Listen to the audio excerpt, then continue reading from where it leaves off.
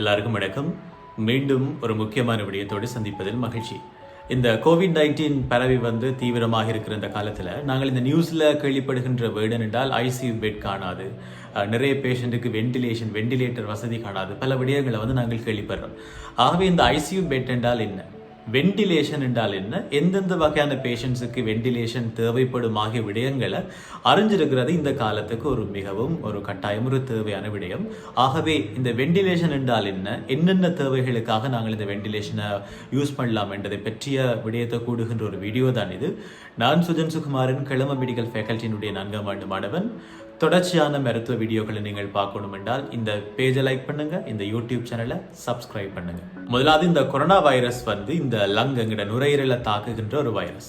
ஆகவே இந்த corona வைரஸினுடைய critical பேஷண்ட்டுக்கு வந்து நாங்கள் வெண்டிலேட்டரில் வைக்க வேண்டிய தேவைகள் வரலாம். ஆகவே முதலாவது வெண்டிலேட்டர் என்றால் என்னென்னு நாங்கள் பார்க்க முதல் எங்களுடைய சாதாரணமான சுவாசம் எப்படி நடைபெறுது என்றதை மிகச் சுருக்கமாக நாங்கள் பார்க்கலாம். இப்போ எங்களுக்கு 2 நுரையீரல் இருக்குது. இப்போ நாங்கள் வழியிலிருந்து ஆக்சிஜன் எடுக்க போகிறோம். ஆகவே இந்த நுரையீரலும் வழியும் இடையில போகிற இந்த சுவாச பாதைகளால் வந்து கனெக்ட் பண்ணப்பட போதும்.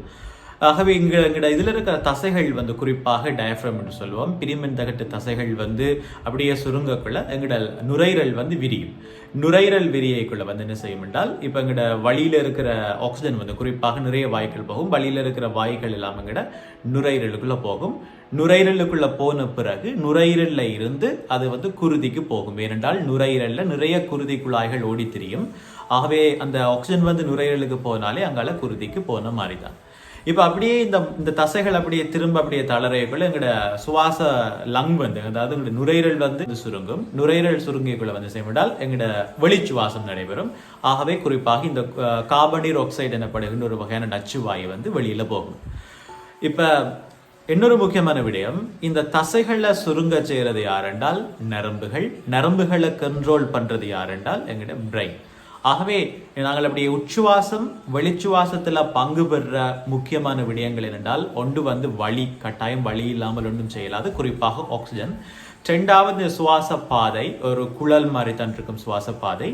3வது வந்து எங்களோட நுரையீரல். 4வது வந்து எங்களோட இந்த நுரையீரலை கட்டுப்படுத்துகின்ற எங்களுடைய பிரெயின். இந்த 4 இடத்துல ப்ராப்ளம் வந்தாலும் எங்களோட சுவாசம் வந்து என்ன செய்யலாம் என்றால் பாதிக்கலாம். குறிப்பாக இந்த 4 இடத்துல பிரச்சனை வந்தாலும் சுவாசம் பாதிக்கலாம். இந்த சுவாசத்தினுடைய இறுதி நோக்கம் என்னென்றால், எங்களோட உடல் கலங்கள், எங்களுடைய உடல்ல இருக்கிற ஒவ்வொரு அங்கங்களும் உயிர் வாழ தேவையான ஆக்சிஜனை கொடுக்கிறது. அதாவது நுரையீரலுக்குள்ள போன ஆக்சிஜன் வந்து பிளட்டுக்குள்ள போகும், அங்கால ஒவ்வொரு அங்கங்களுக்கு போகும். 2வது, ஒவ்வொரு அங்கங்களும் கஷ்டப்பட்டு உழைக்கும் போது கார்பன் ஆக்சைடு எனப்படுகின்ற ஒரு நச்சு வாயுவை வெளியிடும். அந்த நச்சு வாயு எங்களோட குருதியிலிருந்து அகற்றப்படாமல் விட்டால் எங்களோட உடல் வந்து நஞ்சாக மாறும். ஆகவே அந்த வாயுவை நாங்கள் வெளியேற்றணும். எங்களோட வெளிச்சுவாசன் மூலமாக அப்படியே மூச்சை இழுத்து ஆக்சிஜனை உள்ள எடுத்துட்டு வெளியில நாங்கள் விடுற வாயு வந்து இந்த கார்பன் ஆக்சைடு எனப்படுகின்ற வாயு. இப்ப எங்களுக்கு சில இடங்கள்ல பிரச்சனை ஏற்பட்டால், குறிப்பாக நான் இந்த 4 பாயிண்ட் சொன்னால், இந்த 4 பாயிண்ட்ல பிரச்சனை ஏற்பட்டாலும் என்ன செய்ய வேண்டால், எங்களோட குருதியில வந்து ஆக்சிஜனுடைய அளவு குறையலாம், அல்லது குருதியில கார்பன் ஆக்சைடினுடைய அளவு கூடலாம். இந்த 2மே எங்களுக்கு நடக்கக்கூடாது. குறிப்பாக இப்ப இந்த சுவாச பாதையில் எங்கேயாச்சும் இடத்துல அடைப்பு ஏற்பட்டால் எங்களுக்கு இறுதியாக இந்த பிரச்சனை வரலாம். உதாரணமாக அஸ்மால அடைக்கும். சில பேருக்கு வந்து ஸ்மோக்கர்ஸுக்கு வந்து சிஓபிடி, கடுமையாக சுவாச குழாய்கள் எல்லாம் சுருங்கும். சில பேருக்கு வந்து ஏதாச்சும் வெளியிலிருந்து நாங்கள் எடுக்கிற சாமான் உள்ளுக்குள்ள போய் பொறுக்கும். அப்படி அடைப்பு ஏற்படலாம் ஒரு விடயம். 2வது வந்து நுரையீரல்ல பிரச்சனை ஏற்படலாம். இந்த நுரையீரல்ல பிரச்சனை ஏற்படுறதான் இந்த கோவிட்-19க்கு இம்பார்ட்டன்டான ஒரு விடயம். இருந்தால் கோவிட்-19 வந்து இறுதியாக எங்களுக்கு பாதிப்பை தரப்போற இடம் என்னென்றால் எங்களுடைய நுரையீரல். அதுக்காக ஒரு 100 பேஷண்ட் கோவிட்-19 தொற்றுக்குள்ளாகினார்கள் என்றால் அந்த 100 பேஷண்ட்டுக்குமே நுரையீரல் பாதிக்க போறதில்லை. அந்த 100ல மிக கொஞ்சமான ஒரு 3 பேஷண்ட்டுக்கு ARDS, acute respiratory distress syndrome எனப்படுகின்ற ஒரு நிலை வந்து அவங்களுக்கு வந்து நுரையீரல் பாதிக்கும். ஆகவே நான் சொன்ன 4ல நுரையீரலும் வருது. ஆகவே நுரையீரல் பாதிச்சாலும் எங்களோட பிளட்ல இருக்கிற ஆக்சிஜன் குறையலாம், அல்லது பிளட்ல கார்பன் ஆக்சைடு கூடலாம். அடுத்தது பிரெயின். இப்போ பிரெயின், உதாரணமாக நாங்கள் ஆக்சிடென்ட் பட்டு எங்களோட பிரெயின் இன்ஜரி வருது, ஹெட் இன்ஜரி வருது. அவன் ஹெட் இன்ஜரி பேஷண்ட்டுக்கு திடீரென்று வந்து சுவாசம் நிற்கக்கூடிய சான்ஸ் இருக்குது. ஆகவே இந்த எந்த இடத்துல எங்களுக்கு பிரச்சனை வந்தாலும் எங்களுக்கு நடக்கக்கூடாத விடயம், குருதியில் ஆக்சிஜனுடைய அளவு குறைய போதும், குருதியில் கார்பன் ஆக்சைடினுடைய அளவு கூட போதும். ஆகவே இப்ப எங்களுடைய இயற்கையான சுவாசம் வந்து பாதிக்க போகுது. இப்ப நாங்க இயற்கையாவே அவரை சுவாசிக்க விட்டோம் என்றால் அவரால் இந்த 4 இடத்துல ஆச்சு ஒரு பிரச்சனை, இடத்துல ஒரு ப்ராப்ளம் வந்தால் இது நடக்கும். அப்ப இந்த பிரச்சனையை நாங்கள் தீர்க்கிறதுக்காகத்தான் ஒரு பேஷண்ட்டுக்கு நாங்கள் வெளியிலிருந்து ஒரு விதமான இந்த லங், நுரையீரல், இதை விட வெளியிலிருந்து ஒரு வகையான பிரெயின் போன்ற ஒரு செட்டப் நாங்கள் வெளியில உருவாக்கி அவரை நாங்கள் செயற்கையான வகையில சுவாசிக்க செய்ய போறோம். அதுதான் வென்டிலேட்டர். Very simple. நாங்க இயற்கையாக செய்யற சுவாசத்தை வெளியிலிருந்து கண்ட்ரோல் பண்ற ஒரு விடயம் வென்டிலேட்டர். குறிப்பாக இது வந்து மெக்கானிக்கல் வென்டிலேட்டர். வென்டிலேஷன் என்று சொன்னது சிம்பிளாக ஒரு காற்றோட்டம். இப்ப எங்களுக்கு வந்து ஆக்சிஜனை கொடுக்கறதுக்கு பல வழிமுறைகள் இருக்கு. உதாரணமாக இப்ப அஸ்மா பேஷண்ட்டை நீங்க பார்த்திருப்பீங்க. கடுமையாக வீசிங்கான பேஷண்ட் வந்து ஹாஸ்பிட்டலுக்கு போனால் ஒரு ஆக்சிஜனை வந்து ஒரு மாஸ்க்ல போட்டு பிடிக்க தருவாங்க. அது ஒரு வகையான வென்டிலேஷன். இன்னும் ஒரு டைப்பான வென்டிலேஷன் இருக்குது என்றால் இப்ப சர்ஜரி செய்த பேஷண்ட்டுக்கு வந்து ஜெனரல் அனஸ்தீசியால மயக்கி சர்ஜரி செய்த பேஷண்ட்டுக்கு வந்து ஒரு வாய்க்குள்ளால ஒரு டியூப்பை கொடுத்து அந்த டியூப் அப்படியே இங்க மட்டும் போட்டு அவருக்கு வெளியில இருந்து கனெக்ட் பண்ணிருப்பாங்க. அதை சொல்றது மெக்கானிக்கல் வென்டிலேஷன். குறிப்பாக இந்த COVID-19 ஒரு கிரிட்டிக்கலி இல் பேஷண்ட், அதாவது COVID-19 பேஷண்ட்டுக்கு கடுமையாக நுரையீரல் பாதிச்சு அவங்க கடுமையாக ஐசியூல இருந்தால் அவங்களுக்கு என்ன செய்யும் என்றால் அவங்களோட பிளட்ல வந்து ஆக்சிஜனுடைய அளவு குறையும். ரெண்டாவது, அவங்களால சுவாசிக்க முடியாத நிலை வரும் என்றால் கஷ்டப்பட்டு மூச்செடுத்தால் ஒரு கட்டத்தில் தசைகள் எல்லாம் களைப்படைஞ்சு எங்களோட பிரெயின் வந்து இந்த தசைகளுக்கு சப்ளை பண்றதை நிப்பாட்டும். அதாவது தசைகள் அவங்களால ஒர்க் பண்ணாது. அப்போ அவங்களுக்கு எந்த டைமும் சுவாசம் நிற்கலாம். அப்போ அதுக்காக நாங்கள் என்ன செய்யணும் என்றால் அந்த பேஷண்ட்டை நாங்கள் வெளியிலிருந்து ஒரு வகையான சுவாசத்தோட கனெக்ட் பண்ண போறோம். அதுதான் வென்டிலேஷன். அப்போ வென்டிலேஷன் என்றதோட விளக்கம் இதுதான். அப்போ அந்த பேஷண்ட்டுக்கு நாங்கள் என்ன செய்வோம் என்றால் எண்டோட்ரக்கியல் டியூப், ET டியூப் எனப்படுகின்ற ஒரு விதமான ஒரு டியூபை வந்து நாங்கள் அப்படியே இந்த எங்களோட வாய்க்குள்ளால போட்டு சுவாச பாதைக்குள்ள ஒரு கட்டத்தில் ஒரு அளவில் கொண்டே விட்டுட்டு அதுக்கு இருந்து வெளியில வந்து இந்த வென்டிலேட்டர் எனப்படுகின்ற அந்த மெஷினை வந்து நாங்கள் கனெக்ட் பண்ணுவோம். இப்போ வென்டிலேட்டர்ல பல டைப்பான வென்டிலேஷன் இருக்கலாம். ப்ரெஷர் கண்ட்ரோல், வால்யூம் கண்ட்ரோல், அதெல்லாம் டீப். எனக்கும் அவ்வளவு டீட்டெயில் அதில் தெரியாது. ஆனால் ஒரு ஓரளவான பேசிக் எங்களுக்கு அந்த விஷயம் இந்த வீடியோவில் நாங்கள் கதைக்க போகிறதில்லை. இப்போ வென்டிலேட்டரை நாங்கள் கனெக்ட் பண்ணி போட்டு நாங்கள் செட் பண்ணி விடுவோம். இப்போ இவ்வளவு சுவாசம், இவ்வளவு ஸ்பீடாக வந்து இவருக்கு ஆக்சிஜன் போகணும், ஒரு நிமிடத்தில் வந்து இவர் வந்து சுவாசிக்க வேணும், இவருக்கு எவ்வளவு அளவான ஆக்சிஜன் போகணும், ஆக்சிஜனை நாங்கள் கூட கொடுக்கணுமா, ஆக்சிஜனை குறைய கொடுக்கணுமா, ஒரு சுவாசத்துல இவ்வளவு வகையான ஆக்சிஜனுடைய அளவு, டைடல் வால்யூம், இதெல்லாம் வந்து நாங்கள் வெளியில இருந்து செட் பண்ணி விட போறோம். எங்களோட நுரையீரலுக்கு இருக்க வேண்டிய ப்ரெஷர் அளவு என்ன என்ற விடயங்கள் எல்லாம் நாங்கள் வந்து வெளியில இருந்து செட் பண்ணி விட போறோம். இப்ப வெளியில இருந்து நாங்கள் ஆக்சிஜனை கொடுத்தாலும் கூட, அதாவது இந்த வென்டிலேஷன் மூலமாக நாங்கள் ஒரு செயற்கையாக ஒரு சுவாசத்தை உருவாக்கி வெளியில இருந்து இந்த சுவாசத்தை நாங்கள் இந்த வென்டிலேஷன் மூலம் ஆக்சிஜனை கொடுத்தாலும் கூட ரெண்டு விடயம், ஆக்சிஜனை கூடவும் கொடுக்க கூடாது. வலிய கண்ட மாதிரி கொடுத்தாலும் நுரையீரல்ல சேதமாகலாம், வலிய குறையவும் கொடுக்கக்கூடாது. ஆகவே இது ஒரு கம்ப்ளிகேட்டடான ஒரு மெஷின். இது எல்லாத்தையுமே மானிட்டர் பண்ணக்கூடிய கடுமையான விலை வாய்ந்த ஒரு மெஷின் தான் இந்த வென்டிலேஷன். ஆகவே இதுல என்ன ப்ராப்ளம் என்றால் ஒவ்வொரு வென்டிலேஷன் மெஷினும் வந்து சரியான எனக்கு விலை தெரியாது, பட் கடுமையான விலை. ரெண்டாவது விடயம், ஒரு பேஷண்ட்டை ஒரு நாள்ல வென்டிலேட்டர்ல வச்சிருக்கவே பிரைவேட்ல வைக்கணுமாக இருந்தால் எங்களுக்கு கண்ட மாதிரி செலவாகும், கவர்மெண்ட்டுக்கும் ஒரு நாள்ல கிட்டத்தட்ட லட்சக்கணக்காக செலவாகும். ஆகவே அதுதான் இந்த வென்டிலேட்டர் எனப்படுகின்ற ஒரு வகையான மெஷின்.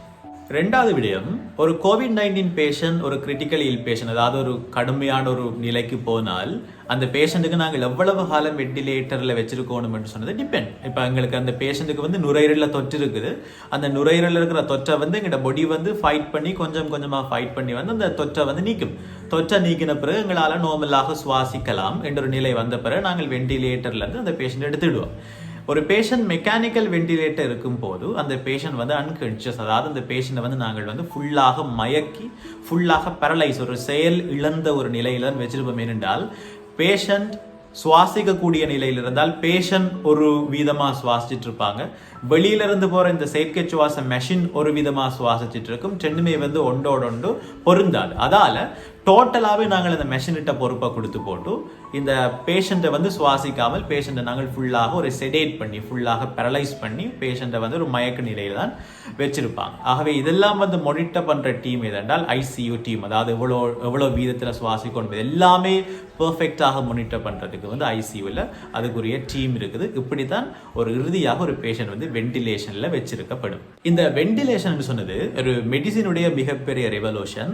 ரெண்டாவது, இந்த வென்டிலேஷன் வென்டிலேஷன் சொன்னதை வந்து கொரோனா வைரஸ் பேஷண்ட்டுக்கு மட்டும்தான் வென்டிலேஷனில் வச்சிருக்கணும்ன்ற தேவையில்லை. நிறைய வருத்தங்களுக்கு இப்போ பிரைனோடு சம்மந்தப்பட்ட சில வருத்தங்களாக இருக்கட்டும், கடுமையான ஆக்சிடென்ட் பட்டு வர சில பேஷண்டாக இருக்கட்டும், வேறு சுவாசத்திலே வேறு பலவிதமான நோய்களுக்கு வரக்கூடிய பேஷண்டாக இருக்கட்டும், அந்த எல்லா பேஷண்ட்டுக்குமே வந்து சில பேஷண்ட்டுக்கு ஐசியூவில் நாங்கள் பெட்டை ஒதுக்கி அந்த ஐசியூவில் வந்து நாங்கள் இந்த வென்டிலேட்டரில் வச்சிருக்க வேண்டிய தேவை வரலாம்.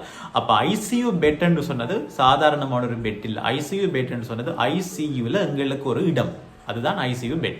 ரெண்டாவது விடையும் இந்த ஐசியூவில் இருக்கிற ஒவ்வொரு பெட்டோடையும் வந்து இந்த வென்டிலேஷன் எனப்படுகின்ற ஒரு காஸ்ட்லியான மெஷின் வந்து இணைக்கப்படும். இது ஃபுல்லாக மானிட்டர் பண்ணக்கூடிய எல்லா ஃபெசிலிட்டிஸும் கொண்ட ஒரு இடம் தான் ஐசியூ. ஆகவே இப்போ என்ன ப்ராப்ளம் என்றால் நாங்கள் எங்கே கவனிக்கணும் என்றால் இந்த வென்டிலேஷன் ஏன் இம்பார்ட்டன்ட். உதாரணமாக இப்போ ஒரு பேஷண்ட் வந்து வென்டிலேஷனில் இருக்குது. இந்த வென்டிலேஷன் சொன்னது எல்லா கண்ட்ரிலையுமே தட்டுப்பாடான ஒரு விடயம். இன்னொரு பேஷண்ட் வருது, அந்த பேஷண்ட்டுக்கும் வென்டிலேட்டரில் இருக்க வேண்டிய ஒரு தேவை வரும். அப்போ என்ன செய்யறது? இந்த ஆல்ரெடி இருக்கிற ஒரு பேஷண்ட்டுக்கு அந்த வென்டிலேட்டரை கலட்டி மற்ற பேஷண்ட்டுக்கு விடுறதா, இல்லது வந்து இந்த பேஷண்ட்லேயே கண்டினியூவாக அந்த வென்டிலேட்டரில் வச்சுட்டு மற்ற பேஷண்ட்டை சும்மா வர்றதா ஆகிய பல விடயங்கள் சாதாரணமாக காலங்காலமாக மெடிசினில் வர்ற ஒரு சாதாரணமான ப்ராப்ளம். ஆகவே இதில் நாங்கள் எல்லாம் கவனிக்க வேண்டிய ஒரு விடயம் என்றால், குறிப்பாக இந்த யங்ஸ்டர்ஸ் கவனிக்க வேண்டிய விடயம் என்றால், இந்த காலத்தில் தேவையில்லாமல் நாங்கள் இந்த பைக்கில் ஸ்பீடாக ஓடி ஆக்சிடென்ட் பற்ற வேண்டாம். ஏனென்றால் எங்களுக்கு ஒரு வென்டிலேட்டரில் வைக்க வேண்டிய ஒரு பிரச்சனை ஏற்பட்டால் ஃபியூச்சரில் தட்டுப்பாடு வரலாம். ரெண்டாவது, நாங்கள் சும்மா வெளியில் தேவையில்லாமல் தெரிஞ்ச கொரோனா வைரஸ் எங்களுக்குள்ள வரப்படுத்தி இப்போ நாங்கள் ஒரு கட்டத்தில் வென்டிலேட்டரில் இருக்க வேண்டிய ஒரு தேவை வந்தால் இன்னொரு பேஷண்ட்டுக்கு கிடைக்க வேண்டிய அந்த ஃபெசிலிட்டிஸ் வந்து இல்லாமல் போய் அந்த பேஷண்ட் இறக்கக்கூடிய ஒரு வாய்ப்பு இருக்குது. மூன்றாவது விடயம், இப்போ பெருசாக நான் இந்த வீடியோவில் சொல்லி பயப்படுத்தல, ஒரு 100 பேஷண்ட்டுக்கு 100 பேருக்கு கொரோனா வைரஸ் தொற்றினால் அதில் எல்லாருமே வென்டிலேட்டரில் போக வேண்டிய ஒரு தேவை வராது. எல்லாருமே வென்டிலேட்டரில் நாங்கள் கனெக்ட் பண்ணியிருக்க வேண்டிய தேவை வராது. ஒரு சொற்பளவு, ஆனால் அந்த சொற்பளவு நாங்களாக இருக்கக்கூடாது என்றதுக்காகத்தான் இந்த சேஃப்டி ப்ரிகாஷன் எல்லாம் நாங்கள் வந்து கட்டாயம் கன்சிடர் பண்ண வேண்டும். இப்போ இறுதியாக இந்த வீடியோவில் நான் நினைக்கிறேன், இப்போ வென்டிலேஷன் என்றால் என்ன என்றதை நீங்கள் ஓரளவு புரிஞ்சு கொள்ளுவீங்க. குறிப்பாக இந்த கொரோனா வைரஸ் இந்த பேஷண்ட்டில் வச்சிருக்க வேண்டிய வென்டிலேஷன் வந்து குறிப்பாக மெக்கானிக்கல் வென்டிலேஷன். அந்த பேஷண்ட்டை வந்து ஒரு மயக்க நிலைக்கு கொண்டு போய் வெளியிலிருந்து ஒரு லங் எங்களுடைய சுவாசத்தோடு எப்படி ஃபங்க்ஷன் பண்ணுதோ அதே ஃபங்க்ஷனை ஒரு மெஷின் செய்ய போதும். அந்த மெஷினில் வந்து நிறைய அளவீடுகள் இருக்கும். அந்த அளவீடுகள் எல்லாம் ஐசியூ டீமால் வந்து கவனிக்கப்பட்டு அதுக்கேற்றபடி வந்து மெயின்டைன் பண்ணப்படும். ஆகவே ஐசியூ பெட்ன்னு சொன்னது வந்து சும்மா நார்மலான ஒரு ஹாஸ்பிட்டல் பெட் மாதிரி இல்லை. ஐசியூவில் எங்களுக்குரிய ஒரு இடம், ஹைலி சொஃபிஸ்டிகேட்டட் எல்லா வசதிகளும் கொண்ட ஒரு ஐசியூவில் எங்களுக்குரிய ஒரு இடம் தான் இந்த ஐசியூ பெட். ஆகவே இதில் முக்கியமாக கன்சிடர் பண்ண வேண்டிய விடயம் வந்து தேவையில்லாமல் நாங்கள் வந்து கொரோனா தொற்றை எடுக்காமல் அதை தவிர்க்கிறது நல்ல விடயம். நன்றி, வணக்கம்.